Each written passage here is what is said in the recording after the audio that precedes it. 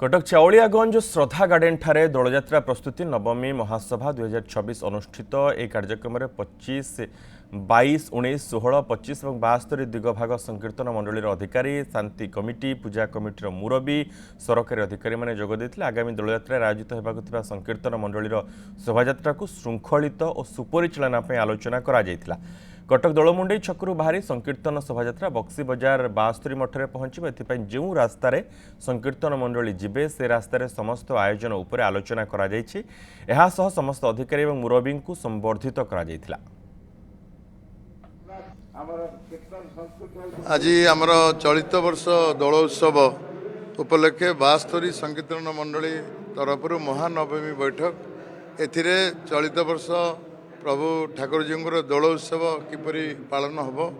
4 दिग भाग 25, 22, 19, 16 तसहित 72 मेलन जोटा कि पूर्णिमा दिन हुए